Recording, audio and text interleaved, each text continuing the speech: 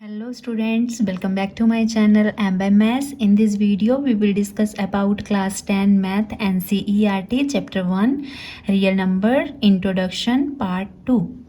Please subscribe my channel. Theorem number 1.3 देखते हैं हम इस वीडियो में.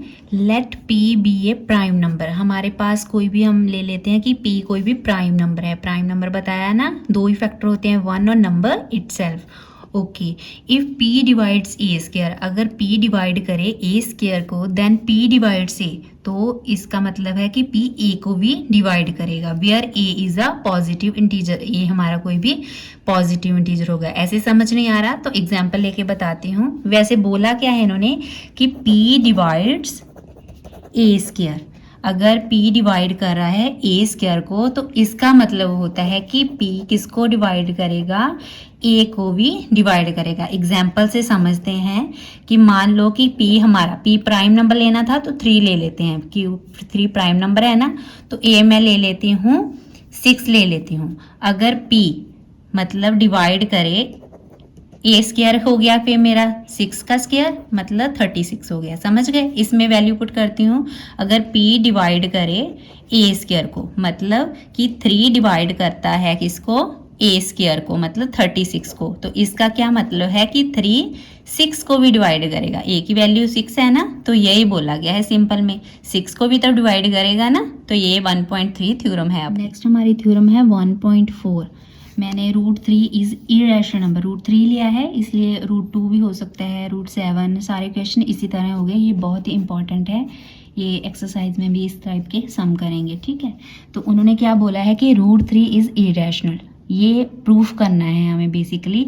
तो हम जो प्रूफ करना होता है उसके ओपोजिट हम एज्यूम कर लेते हैं, लेट सपोज कर लेते हैं. तो कर लेते हैं, लेट √3 इज रैशनल. अगर इरेशनल बोला है तो रैशनल सपोज कर लेते हैं.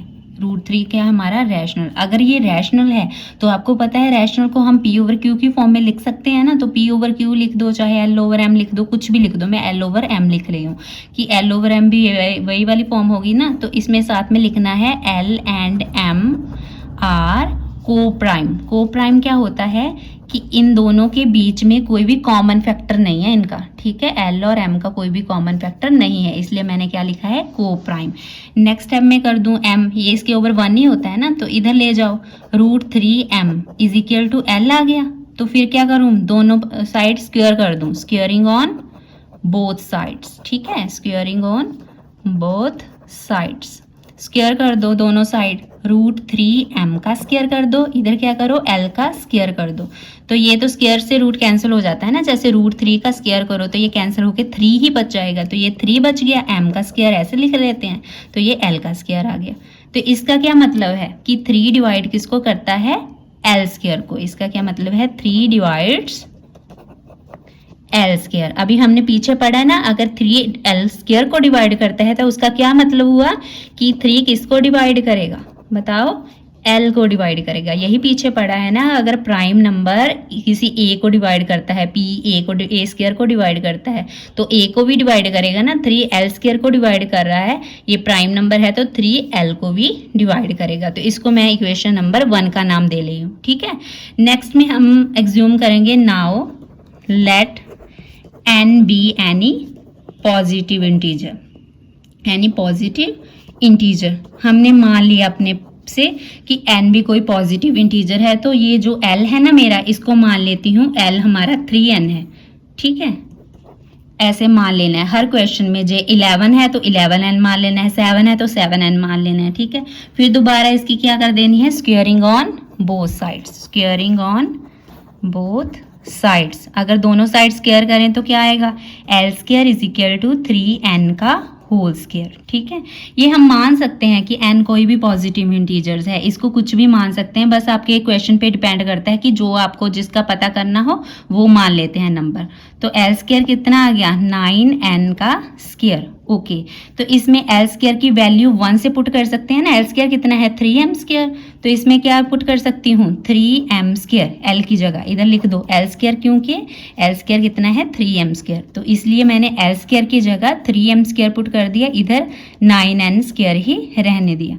m स्क्वायर कितना आ गया, ये इधर मल्टीप्लाई हो रहा है तो इधर जाके क्या हो जाएगा डिवाइड हो जाएगा, 9/3 n स्क्वायर हो गया, 3 3 दा 9, तो कितना बचा 3n स्क्वायर। हमारे पास क्या आया कि m square is equal to 3n square. तो इसका क्या मतलब हुआ, वही वाला ना कि 3 जो डिवाइड कर रहा है m स्क्वायर को और 3 डिवाइड करेगा m को, 3 डिवाइड्स m स्क्वायर।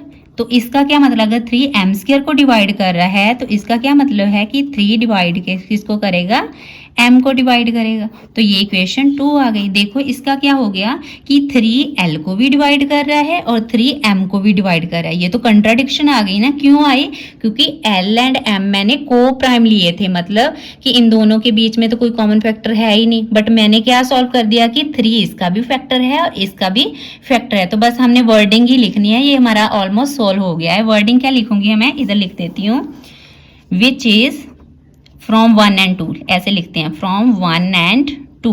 1 और 2 से हमें क्या पता चला, विच is contradiction, which is contradiction, ये कंट्राडिक्शन हो गई ना, ये तो कंट्राडिक्शन टू आवर अजम्पशंस, जो हमने माना था।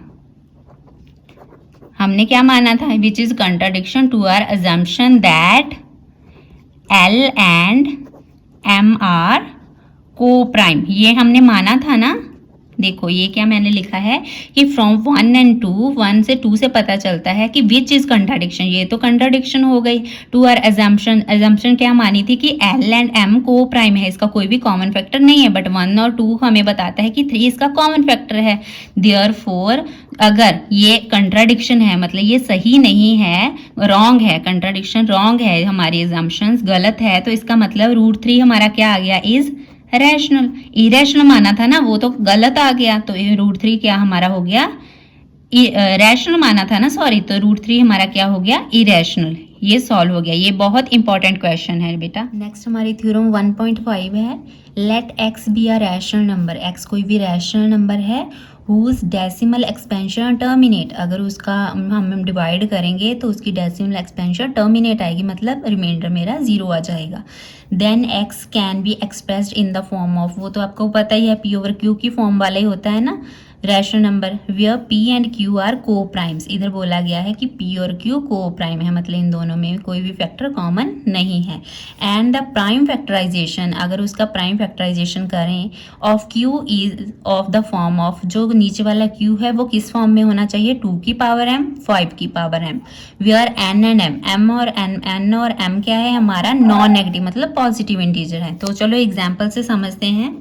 जैसे p/q की फॉर्म का कुछ हम रैशनल नंबर ले लेते हैं, जैसे मैंने 7/50 लिया है, तो p 7 है, q कितना है मेरा 50, तो ये तो पता चल गया कि ये रैशनल नंबर मैंने ले लिया। फिर उसके बाद क्या बोला गया है कि q की फैक्टराइजेशन करनी है नीचे वाले की, तो करते हैं q की फैक्टराइजेशन। प्राइम फैक्टराइजेशन तो ऐसे ही करते हैं ना, तो 50 की जैसे पीछे 0 है तो 2 से कर लेते हैं, 2 2 4 1 5 5 to the 5 25 to the 50 आ गया, ठीक है। फिर ये 5 से जाएगा 5 5 द 25, फिर 5 से जाएगा 5 1 सा 5, तो 50 की प्राइम फैक्टराइजेशन हमारी क्या आ गई 2 × 5 × 5।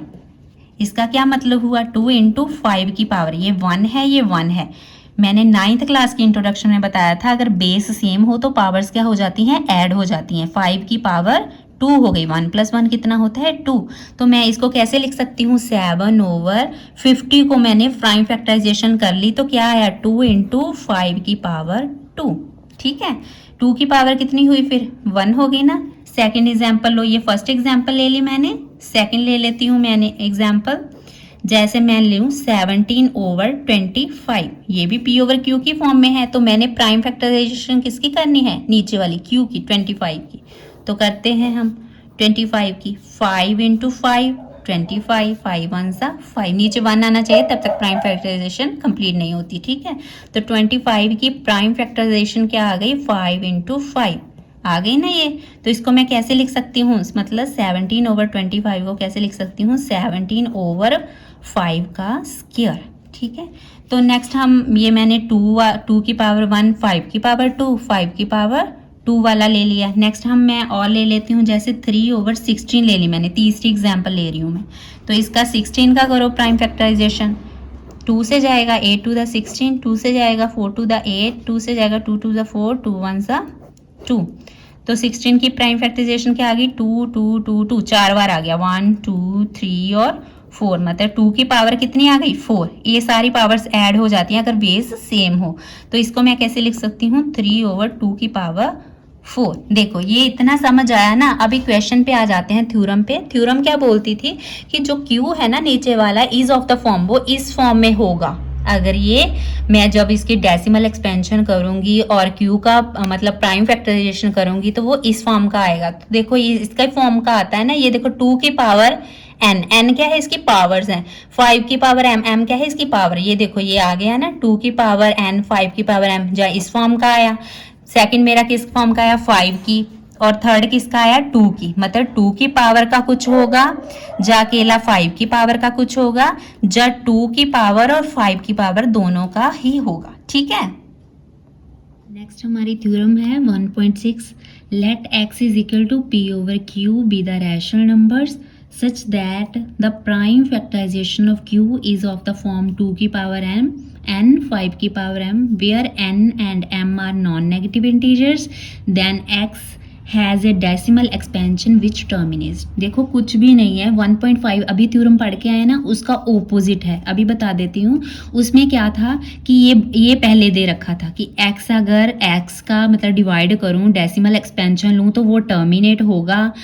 तो ये वाला जो q है वो 2 की पावर n और 2 की पावर m की फॉर्म में होगा, ठीक है। तो इसमें ओपोजिट दिया गया है कि अगर x कोई भी रैशनल नंबर है और q इस फॉर्म का है 2 की पावर n और 5 की पावर m, तो उसका x का डेसिमल एक्सपेंशन क्या हो जाएगा, टर्मिनेट हो जाएगा। मतलब कि इसका जो रिमाइंडर है वो क्या हो जाएगा, 0। टर्मिनेट वही होता है ना, रिमाइंडर 0 हो जाए, खत्म हो जाए। तो उसका ओपोजिट है, घबराने वाली कोई बात ही नहीं है कि ये उसमें पहले दे रखा था कि x अगर टर्मिनेट हो तो जो q है वो इस फॉर्म का होगा। इसमें दे रखा है कि q रैशनल है, इस फॉर्म का है, तो फिर x क्या होगा, टर्मिनेट होगा। उसका डेसिमल एक्सपेंशन क्या होगा, टर्मिनेट होगा, फिनिश हो जाएगा, खत्म हो जाएगा, रिमाइंडर क्या आ जाएगा, 0।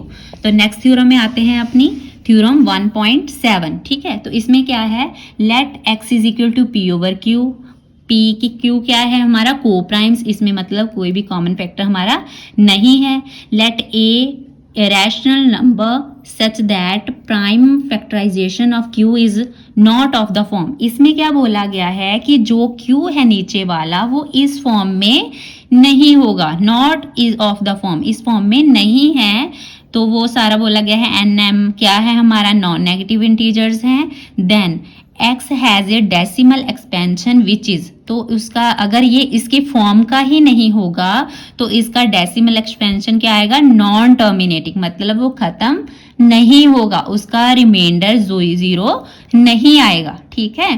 तो रिकरिंग मतलब रिपीट होगा। रिकरिंग मतलब क्या होता है, रिपीट होगा। यही बोला गया है कि अगर q इस फॉर्म का नहीं होगा तो वो नॉन टर्मिनेटिंग उसका डेसिमल एक्सपेंशन आएगा और वो रिपीट होगा। बाकी कुछ भी हो वो हमारे क्वेश्चंस आएंगे तो उसमें समझेंगे। इसके साथ ही हमारा इंट्रोडक्शन पार्ट 2, चैप्टर 1 का इंट्रोडक्शन पार्ट 2 खत्म होता है, कंप्लीट होता है।